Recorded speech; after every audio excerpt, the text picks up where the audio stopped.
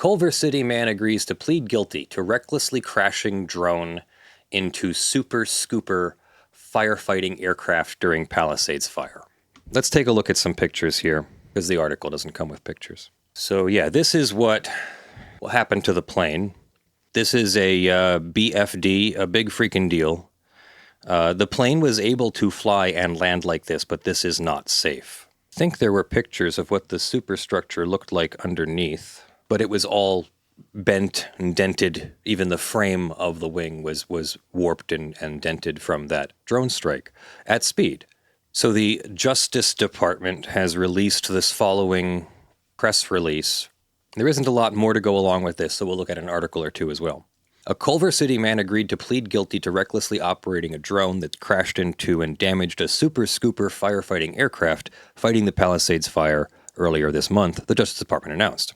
Peter Tripp Akemann, 56 years old, has agreed to plead guilty to one count of unsafe operation of an unmanned aircraft. This morning, federal prosecutors filed a criminal information charging Akemann with the misdemeanor offense that carries a prison sentence of up to 1 year. In the plea agreement, then, he agreed to plead guilty and admitted his reckless and illegal conduct of flying a drone that posed an imminent safety hazard to the Super Scooper crew. As a result of the drone collision, the aircraft was taken out of service for a period of time and was not able to continue its firefighting mission. So, as a direct result of this guy's reckless behavior, some people didn't get their fires put out as quickly. As part of the plea agreement, Akemann agreed to pay full restitution to the government of Quebec, which supplied the plane, and an aircraft repair company that repaired the plane. Akemann also agreed to complete 150 hours of community service in support of the 2025 Southern California wildfire relief effort. This defendant recklessly flew an aircraft into airspace where first responders were risking their lives in an attempt to protect lives and property. The damage caused to the Super Scooper is a stark reminder that flying drones during times of emergencies poses an extreme threat to personnel trying to help people and compromises the overall ability of police and fire to conduct operations. As this case demonstrates, we will track down drone operators who violate the law and interfere with the critical work of our first responders. Lack of common sense and ignorance of your duty as a drone pilot will not shield you from criminal charges, says the FBI. Please respect the law, respect the FAA's rules, and respect our firefighters and the residents they are protecting by keeping your drone at home during wildfires. When the wildfire was burning in and around Pacific Palisades on January 9th, Akemann drove to the 3rd Street Promenade in Santa Monica, parked his vehicle on the top floor of the parking structure, and launched a drone and flew it towards Pacific Palisades to observe the damage caused by the fire. He flew the drone at least 2,500 meters, more than 1.5 miles towards the fire.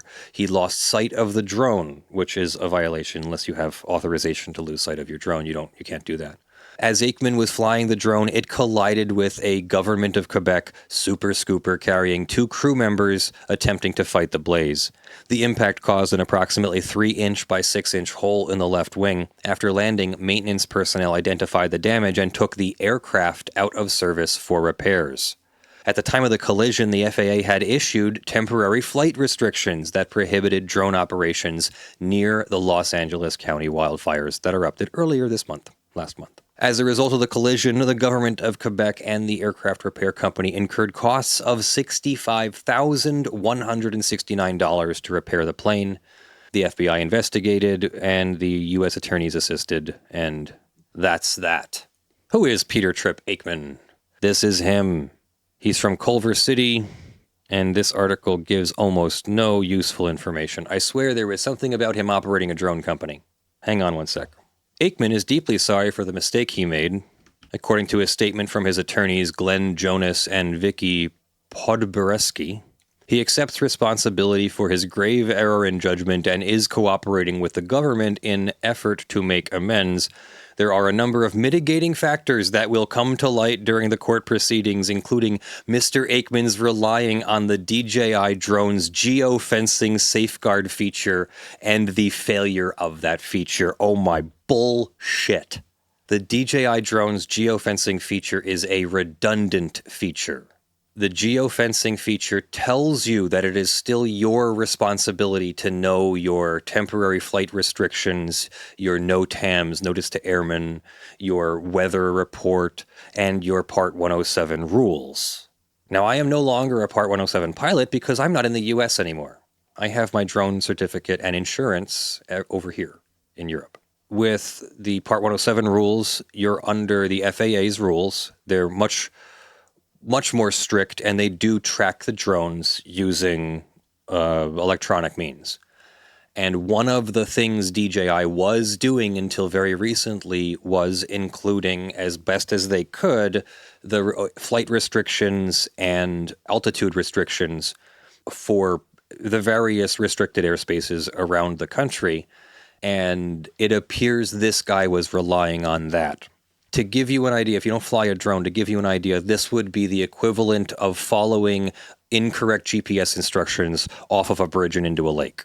Yes, it could happen, but you'd have to be pretty dumb to be following GPS instructions blindly without actually driving your car first.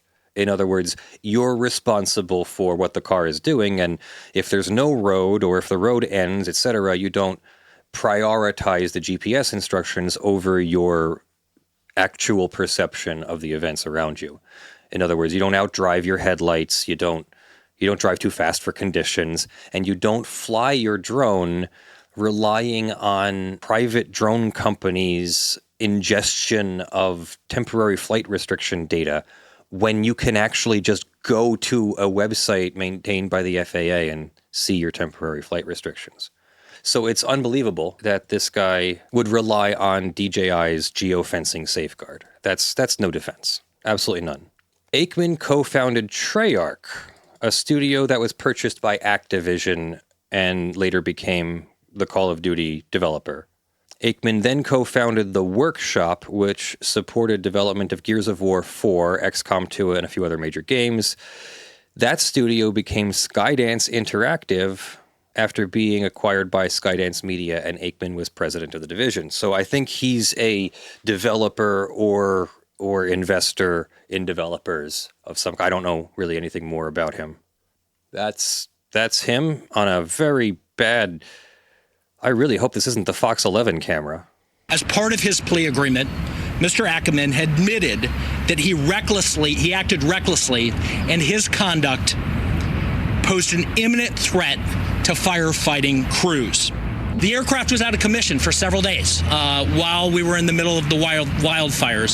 If you fly a drone around wildfires and you do so recklessly, law enforcement is going to find you and we're going to hold you accountable. Okay, that didn't say anything that we didn't already know, but there's some video of him heading to court. I don't know. What do you guys think? I'm thinking that a $65,000 fine isn't really high enough. That's just the repair cost for the thing. Where's the punishment? Seriously, remember that kid who flew his drone for the first fine somebody's got? That kid flew his drone at Arizona State University with Arizona State University's permission to make a video for them, but he flew it over people and, it showed off the acrobatics of the drone, and the FAA considered that reckless and fined him $10,000. Where is Peter Akemann's $10,000 fine on top of having to pay the restitution? It doesn't seem like this is anything more than a small fine to a rich person.